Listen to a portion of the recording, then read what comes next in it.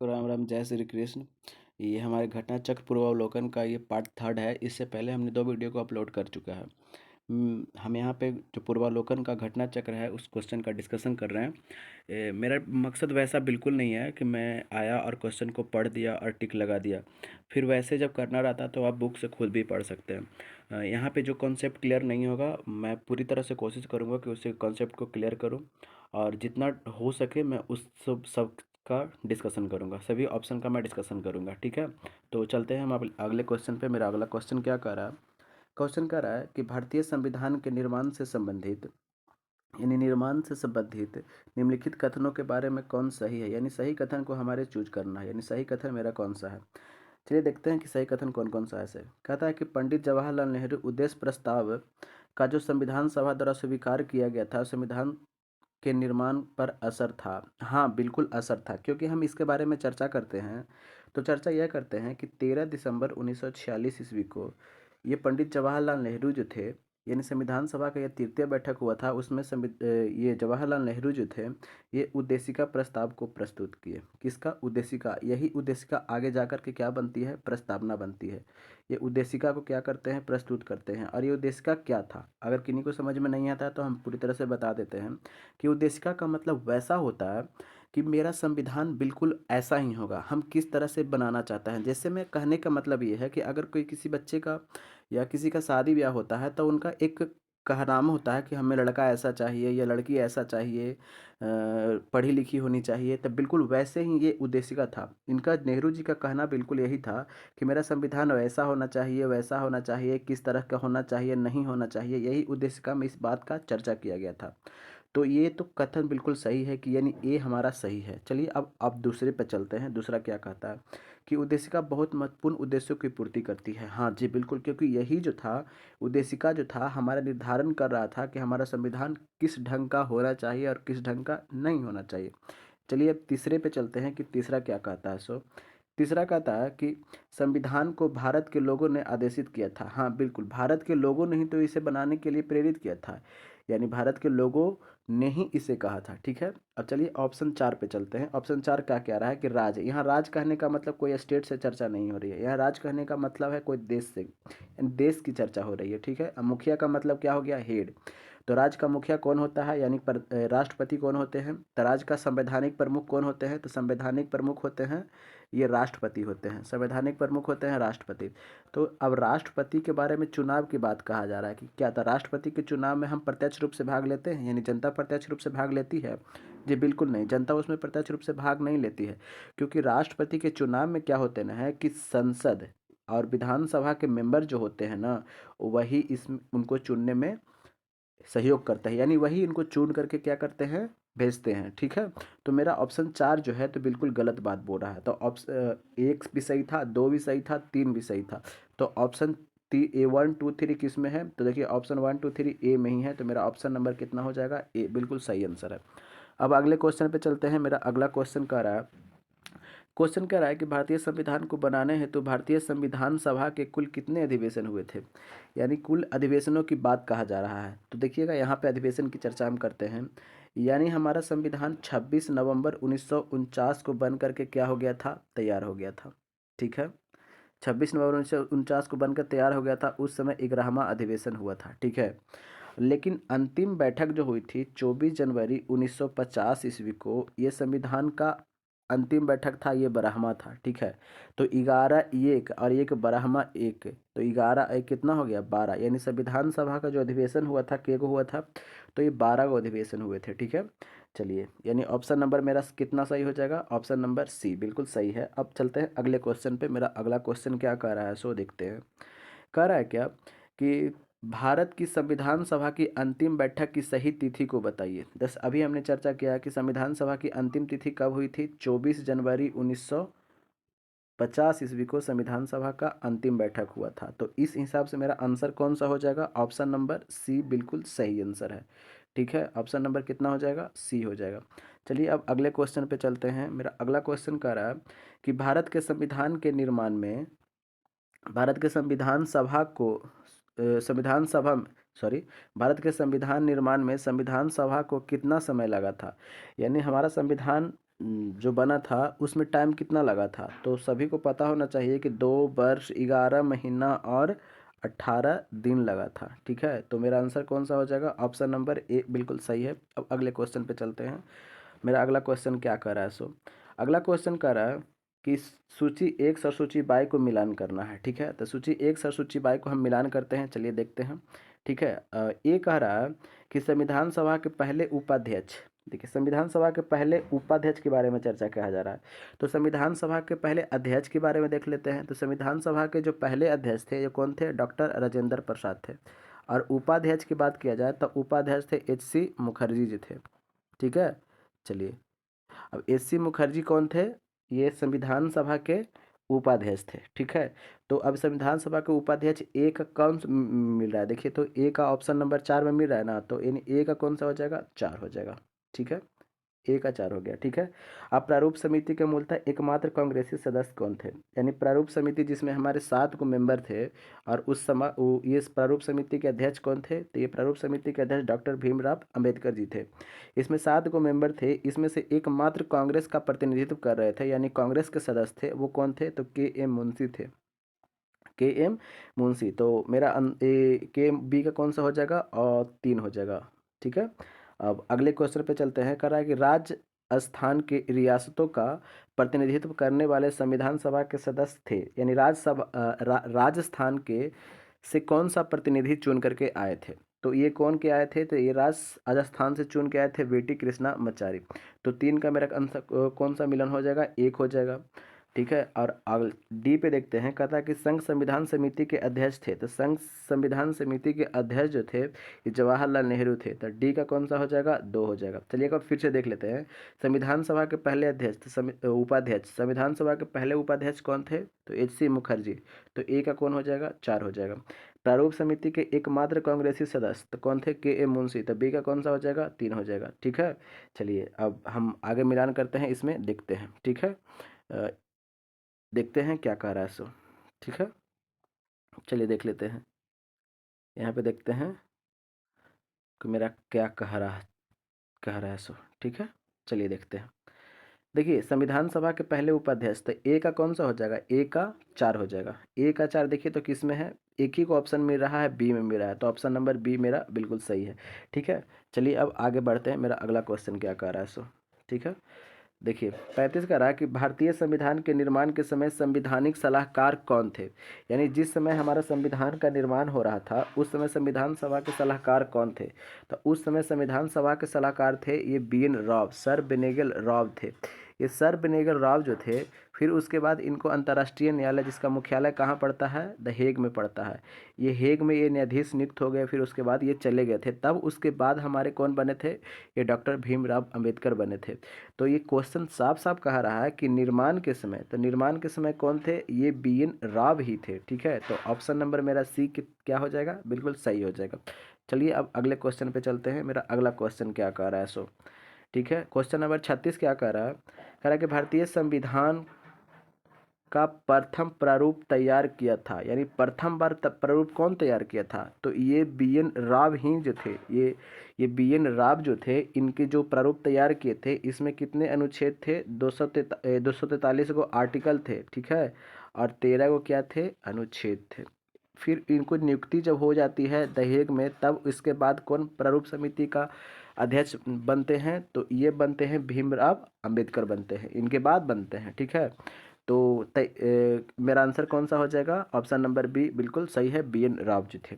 ठीक है, अब अगले क्वेश्चन पे चलते हैं। मेरा अगला क्वेश्चन क्या कर रहा है कह रहा है भारत का संविधान पूर्ण रूप से तैयार हुआ था, यानी भारत का संविधान बन करके कब तैयार हो गया था? तो बन करके तैयार हो गया था 26 नवंबर 1949 ईस्वी को हमारा संविधान बन करके क्या हो गया था? तैयार हो गया था। लेकिन इस दिन पूरी तरह से लागू नहीं किया गया था, इस दिन आंशिक रूप से लागू किया गया था, यानी कुछ आर्टिकल जो थे ये 26 नवंबर 1949 को क्या कर दिए गए थे? लागू कर दिए गए थे। ठीक है, जिसको आप कह सकते हैं कि अंगीकृत किया गया था या अधिनियमित किया गया था। तो इस हिसाब से मेरा आंसर कौन सही हो जाएगा? तो ऑप्शन नंबर बी बिल्कुल सही हो जाएगा। ठीक है, अब अगले क्वेश्चन पे चलते हैं। अगला क्वेश्चन कह रहा है क्या कि भारतीय संविधान को संविधान सभा द्वारा अंगीकृत किया गया था। तो जस्ट अभी हमने इसके पिछले क्वेश्चन में चर्चा किया है कि कब अंगीकृत किया गया था, तो 26 नवंबर 1949 ईस्वी को अंगीकृत किया गया था। तो आंसर कौन सा हो जाएगा? आंसर ऑप्शन ए बिल्कुल सही है। अगले क्वेश्चन पे चलते हैं। मेरा अगला क्वेश्चन क्या कह रहा है? क्वेश्चन 40 कह रहा है कि भारतीय संविधान सभा द्वारा भारतीय संविधान को स्वीकृत किया गया था, यानी कब किया गया था? तो अभी हमने चर्चा किया है कि कब, 26 नवंबर 1949 को। देखिए, जहाँ पे क्वेश्चन डिस्कस करने की बात होगी मैं वहाँ पे बिल्कुल करूँगा, और जहाँ पे डिस्कस करने की बात नहीं होगी वहाँ पे आप खुद समझ सकते हैं कि इसके पहले हमने चर्चा कर चुका है, बस वही क्वेश्चन यहाँ पे दोहराया गया है। ठीक है, तो ऑप्शन नंबर बी में सी मेरा बिल्कुल सही आंसर है। अब अगले क्वेश्चन पे चलते हैं। अगला क्वेश्चन कह रहा है कि भारत का संविधान किस तिथि को अपनाया गया था? तो भारत का संविधान अभी हमने चर्चा किया गया था कि 26 नवंबर 1949 को ही अपनाया गया था, यानी 26 नवंबर 1949 को हमारा संविधान को अंगीकृत कर लिया गया था। तो ऑप्शन नंबर बी मेरा बिल्कुल सही है। चलिए अब अगले क्वेश्चन पे चलते हैं। अगला क्वेश्चन कह रहा है कि भारतीय संविधान कब लागू हुआ था? देखिएगा, यहाँ पे थोड़ा सा हम समझा देते हैं। देखिए, ये 26 नवंबर 1949 को हमारा संविधान बन करके तैयार हो गया था, लेकिन इस दिन पूर्ण रूप से लागू नहीं हुआ था। ठीक है, इस दिन आंशिक रूप से लागू हुआ था, यानी अंगीकृत किया गया था। लेकिन पूर्ण रूप से लागू की बात करती है तो 26 जनवरी 1950 ईस्वी को हमारा संविधान क्या हो गया था? पूरी तरह से लागू हो गया था। ठीक है, तो मेरा आंसर कौन सा हो जाएगा? ऑप्शन नंबर ए बिल्कुल सही आंसर है। ठीक है, अब अगले क्वेश्चन पे चलते हैं। अगला क्वेश्चन कह रहा है क्या? 43 का रहा है कि संविधान को 26 जनवरी के दिन लागू करने का निर्णय इसलिए लिया गया था, क्यों लिया गया था? ठीक है, तो हम बता देते हैं कि क्यों लिया गया था। क्योंकि देखिए, आपको सभी जानते होंगे, हिस्ट्री में आपने पढ़ा होगा कि 1929 का जो अधिवेशन था ये लाहौर में हुआ था। कांग्रेस का जो अधिवेशन था 1929 का, ये कहाँ हुआ था? लाहौर में हुआ था। उस समय अध्यक्षता कौन कर रहे थे? यही जवाहरलाल नेहरू जी कर रहे थे। ठीक है ना? और उस समय यह चर्चा किया गया, उस समय क्या हुआ था कि सर्वप्रथम रावी नदी के तट पर, कहाँ? रावी नदी। क्वेश्चन ये भी पूछता है कि किस नदी के तट पर, तो रावी नदी के तट पर क्या था ना कि 31 ये सॉरी एक मिनट, ये रावी नदी के तट पर क्या किया गया था कि प्रथम बार 31 दिसंबर को झंडा फहराया गया था। ठीक है, और उसमें घोषणा किया गया था कि प्रत्येक वर्ष 26 जनवरी को हम स्वतंत्रता दिवस के रूप में मनाएंगे। ठीक है, तो कोई कभी क्वेश्चन ये पूछ दिए जाते हैं कि भारत ने अपना प्रथम स्वतंत्रता दिवस कब मनाया था? तो देखिएगा, 26 ये देखिए 31 दिसंबर को क्या किए थे? प्रथम बार झंडा फहराए थे। लेकिन प्रथम स्वतंत्रता दिवस मनाने की बात आती है तो केवल घोषणा हुआ था कि हम 26 जनवरी को यहाँ क्या करेंगे? अपना प्रथम स्वतंत्रता दिवस मनाएंगे। ठीक है, तो 26 जनवरी, अब देखिए दिसंबर यहाँ आ गया है, तो अगले मंथ कब आएगा? 30 में आएगा ना? तो 30 में आएगा, तो 26 जनवरी 1930 ईस्वी को हम क्या किए थे? प्रथम स्वतंत्रता दिवस के रूप में मनाए थे। ठीक है, और यही बात को लेकर के हमारा संविधान जो है 26 जनवरी को लागू किया गया था। क्यों? क्योंकि उस दिन हमारा प्रथम स्वतंत्रता दिवस मनाया गया था। कभी कोई क्वेश्चन ये भी पूछेंगे क्यों क्यों क्यों ऐसा किया गया? क्यों ऐसा किया करने का रीज़न है क्योंकि हमारा देश स्वतंत्र कब हो गया था? तो 15 अगस्त को स्वतंत्र हो गया था। ठीक है, तो 15 अगस्त को स्वतंत्रता दिवस मनाएंगे, लेकिन एक डेट छूट रही थी, वो क्या थी? 26 जनवरी। यहाँ पे 26 जनवरी को प्रथम स्वतंत्रता दिवस मनाया गया था ना, तो वही बात को ले करके क्या हुआ था कि संविधान सभा के जितने मेंबर जी थे वो कहे कि हमें एक जो ऐतिहासिक ये डेट है इसको रखना चाहिए। तो इसीलिए क्या हुआ था कि 26 जनवरी 1950 ईस्वी को हमारा संविधान को पूर्ण रूप से लागू किया गया था। क्योंकि हमारा संविधान 26 नवंबर को बन करके तैयार हो गया था, लेकिन फिर भी इसे पूर्ण रूप से लागू नहीं किया गया है। पूर्ण रूप से लागू कब किया गया? 26 जनवरी 1950 ईस्वी को लागू किया गया था। ठीक है, अब समझ में आ गया ना? चलिए, तो इस हिसाब से मेरा आंसर कौन सा हो जाएगा? ऑप्शन नंबर ए बिल्कुल सही है कि कांग्रेस ने इस तिथि को क्या किया था? 1930 में स्वतंत्रता दिवस के रूप में मनाया था। ठीक है, अब अगले क्वेश्चन पे चलते हैं। मेरा अगला क्वेश्चन क्या कह रहा है सो देखते हैं।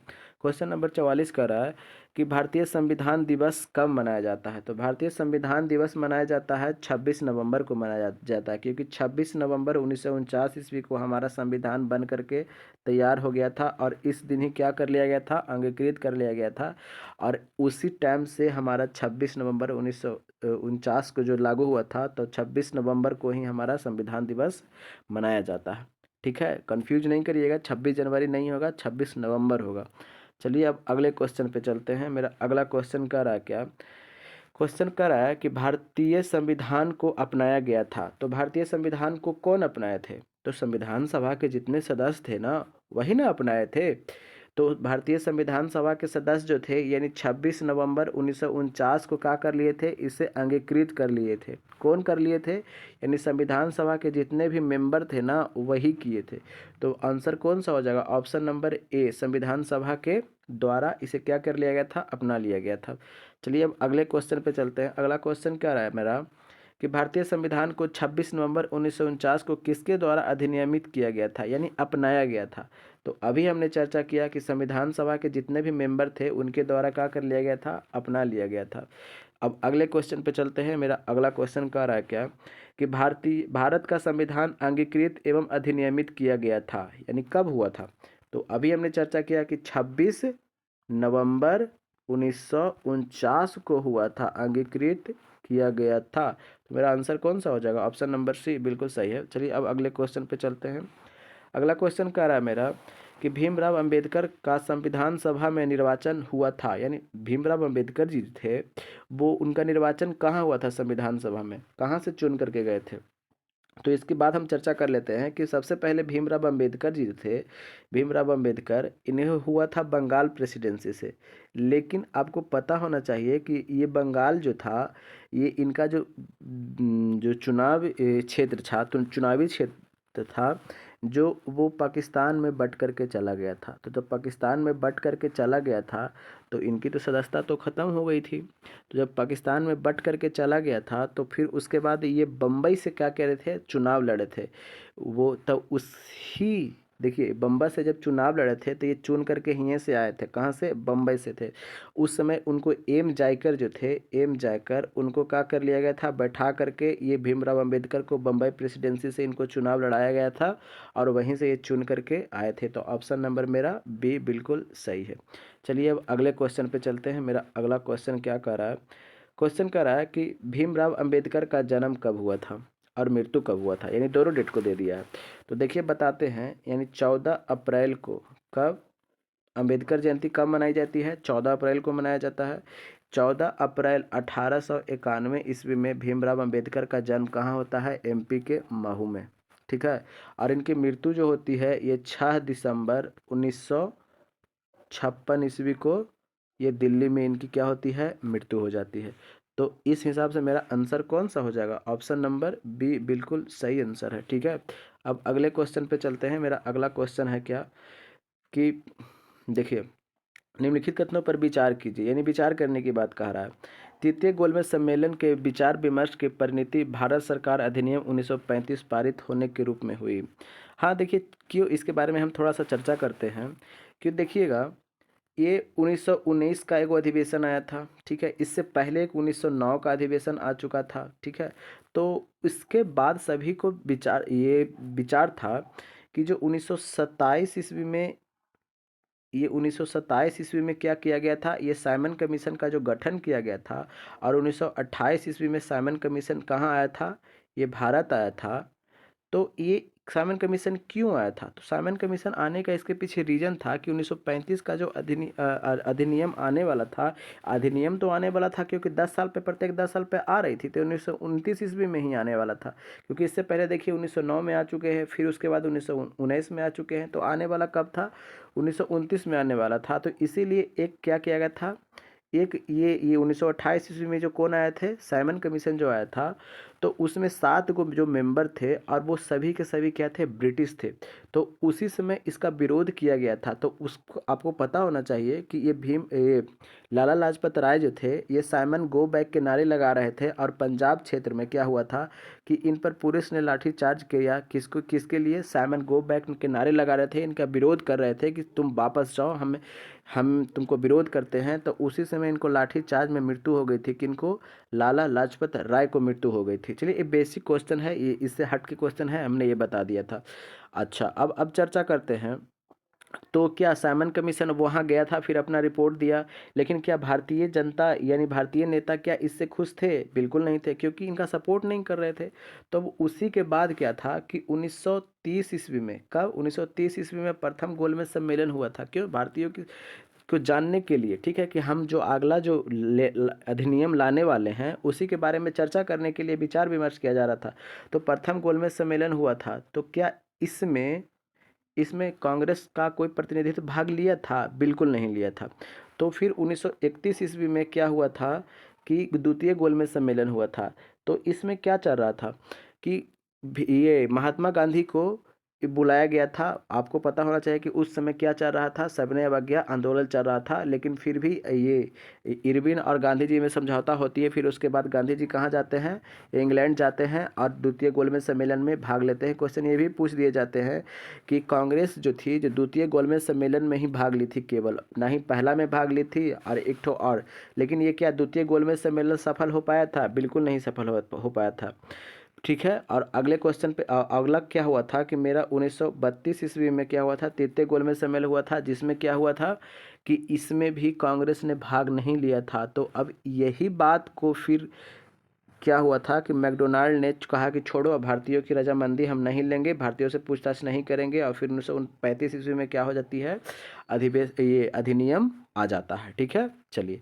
अब दूसरा का क्या आ रहा है कि भारत सरकार अधिनियम 1935 ने ब्रिटिश भारत के सूबों और भारतीय रियासतों के एक संघ का आधारित ऑल इंडिया फेडरेशन का गठन किया था। यानी हाँ, उसमें क्या हुआ था ना कि भारतीय रियासतों का एक संघ के लिए क्या किया गया था कि एक गठन किया गया था, भारतीय रियासतों के एक संघ। ठीक है ना? तो उसमें क्या किया था? ऑल इंडिया फेडरेशन का गठन किया गया था। उसमें कहा यह गया था कि जितने भी भारत की रियासत है वो इसमें क्या करे? सम्मिलित हो। लेकिन जो जितनी रियासत थे उसमें सम्मिलित नहीं हुए थे। तो उसमें क्या गठन के बारे में कहा जा रहा है ना, तो क्या गठन तो हुआ था, भले वो सक्सेस हो या नहीं हो। क्वेश्चन कर रहा है, गठन की बात कर रहा है, तो हाँ बिल्कुल गठन हुआ था। तो देखिए, क्वेश्चन मेरा ए भी सही है और बी भी सही है। तो इस हिसाब से मेरा आंसर कौन सा हो जाएगा? ऑप्शन नंबर सी बिल्कुल सही है। ठीक है। अगर आप लोगों को अच्छा लगा होगा तो लाइक एंड सब्सक्राइब करिएगा। और कोई भी अगर खामियां लगी होगी तो ज़रूर कमेंट बॉक्स में आप ज़रूर बताइएगा। और हम यही कहेंगे कि आप अपने प्यार के लिए एक पेड़ ज़रूर लगाइए। और जय हिंद, जय भारत।